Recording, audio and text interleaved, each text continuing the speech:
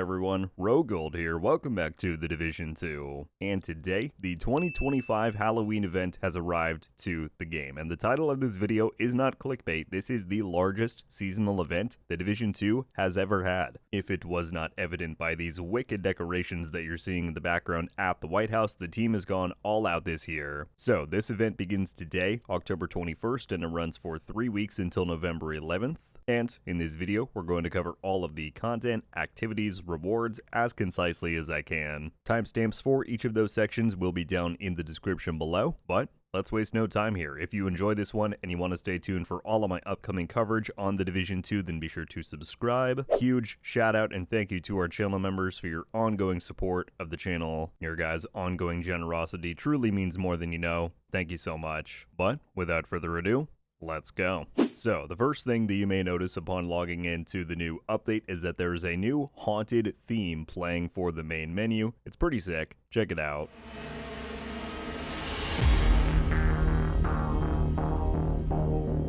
And then, as soon as you log in, you will see that each of the game's social spaces have been decked out and decorated to fit the Halloween theme. This spans across the entirety of the game. Of course, we took a look at the White House in the intro, but here is the theater's decorations. Here's a look at the campus. Of course, you've got Haven in New York. And finally, the bridge over in Brooklyn.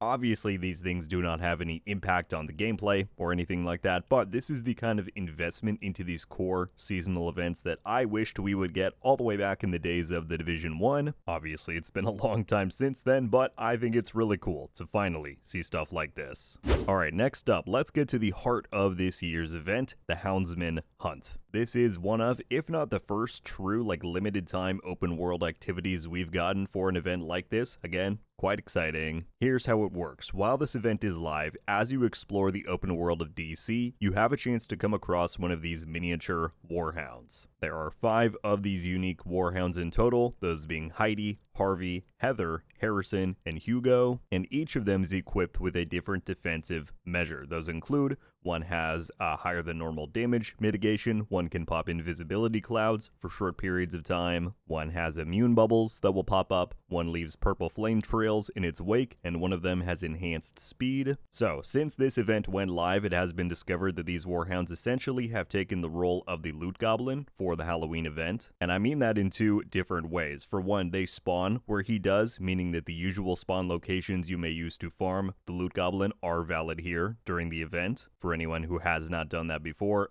typically the locations that work well for me, and that I know a lot of you in the community like to recommend, are DCD headquarters, as well as the Dark Zone South Gate, and then finally the Jefferson Trade Center mission. If you just fast travel to one of those locations, run around for a minute, look on the radar, something might pop up. If not, you can then try logging out, log back in, go to one of those 3 spots. So they will spawn where the loot goblin does, but for the duration of this event, they will also drop one of the named items from his loot pool. Popular items like the Chill Out, the Harvest, they're all here. So yeah, I was getting a lot of questions about whether or not the loot goblin and his items would be here for this event. He himself is not, but farm the warhounds if you want those items. The other important thing that these warhounds have a chance of dropping you is a Houndsman bounty. Now, these are not guaranteed per kill like the article for the event suggested, but it does seem like there is a decent chance that they will give you one of these. Once you earn a Houndsman bounty, you can activate it from the usual bounty menu within the southwest zone of DC. From what I've seen so far, this seems to be a static spawn. Do note that you don't have to go and do these bounties as soon as you earn them. You can save them up like normal bounties and knock them out one after the next. When you go to activate it will handily give you all of the information that you need about the rewards for this activity right on the screen. We'll cover that momentarily. But as usual, you're going to want to activate the bounty, travel there. Firstly, in this courtyard, you'll be fighting all 5 of those mini warhounds at once. After you clear them out, that is when you will then find the Houndsman himself with 5 more warhounds. And let me warn you right now, this guy is no joke. He has hunter levels of damage and capabilities with shape shade skills and all of that. So the usual builds that you may use to fight hunters apply here.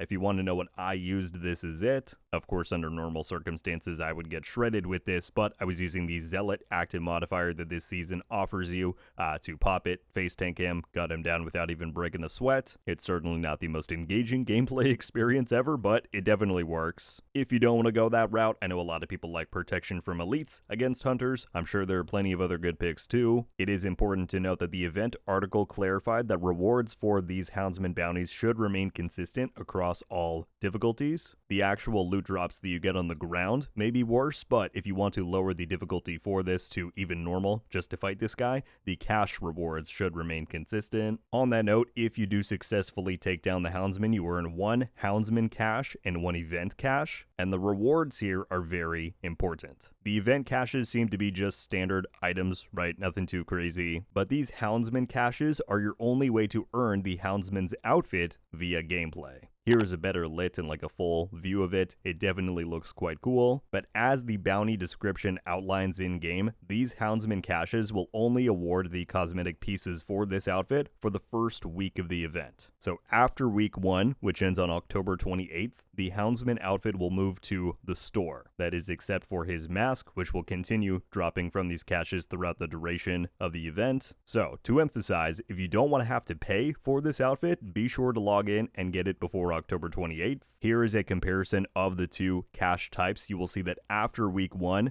it will switch to granting you a Halloween 25 cache, and the rewards within that are identical to the Houndsman ones, except that there are no Houndsman outfit pieces, again aside from the mask. Now, each of these Houndsman caches does guarantee that you will get a drop from the outfit.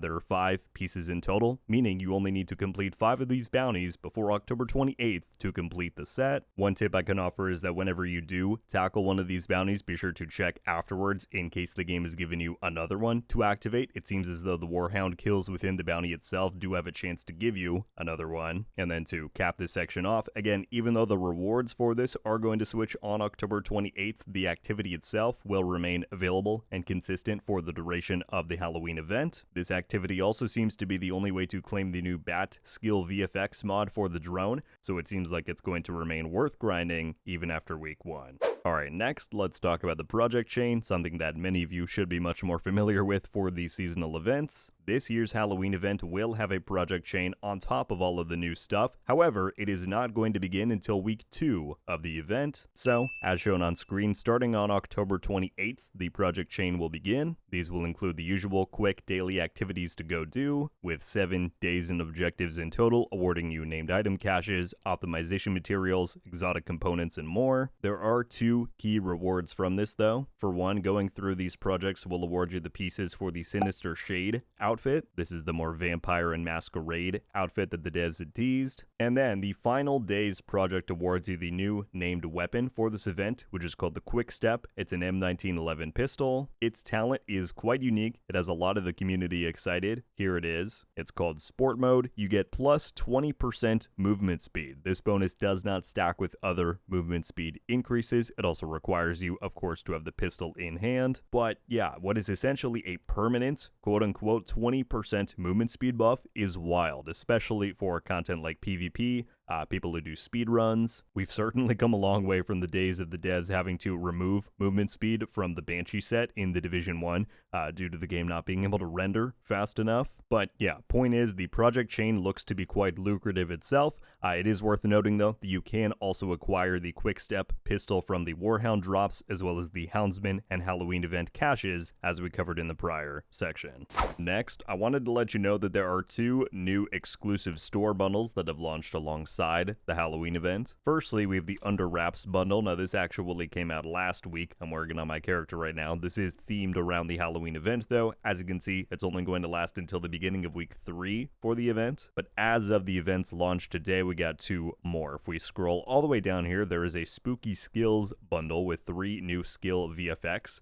This one is for the Hive. You can see it shoots out like ghost projectiles. This one is pretty cool. It turns your Seeker Mind into a pumpkin. I'm probably gonna have to get that myself. And then finally, there is one for the turret, which shoots out like cobwebs. You can see there's spiders running away from it. As I mentioned before, too, there is one additional skill VFX for the drone. It like turns it into a bat, and that is from the caches from the Houndsman hunt. Finally, then if we tab one more, there's the Scarecrow bundle. As you can see, a full uniform with the Scarecrow look. I believe there is some amount of reactive VFX to this where the eyes will glow up like you can see in the artwork there, but I'm not 100% sure what might trigger that. So yeah, there are 3 bundles in the store right now. Looks like they all are set to expire at the beginning of week 3. Just note, as we covered in the last section, the Houndsman bundle will also become available starting next Tuesday. Alright, and then the final thing to cover, although we did go over it in a prior video, Twitch drops are live for this year's Halloween event, and there seems to be some good looking stuff in here. This is the full look at the breakdown. Do note that this is only live for the first 2 weeks of the event, so it begins today and goes through November 4th. The standout rewards in here include 2 backpack trophies and 3 weapon skins. I will say those last 2, the Judgment skin and the Scarecrow trophy, look quite cool, in my opinion. As usual, you just need to watch any participating Division 2 stream on Twitch. Just be sure that your Ubisoft account is linked to whatever Twitch account you're signed in with. Well, my friends, that should do it. That should cover the entirety of this year's Halloween event. Honestly, I have to say, I'm quite impressed. From the looks of this, the devs have gone all out for this year's event. Of course, all of this is not something that we're going to be able to play non-stop for the next 3 weeks while it's here, but clearly a lot of effort has gone into making this event feel truly special and stand out. So, bravo, I hope we see more stuff like it in the future. So, at this point, I would love to get your guys' thoughts on this whole thing. What do you think about this Halloween event for 2025? Does it live up to your expectations? Do you think there's even more they could be doing? Also, if you have any remaining questions after watching the guide, be sure to leave those down below too, and I will do my very best to clear things up. That is just about going to do it for me today, though. Thank you all so much for watching. I'll catch you back soon. RogueGold out.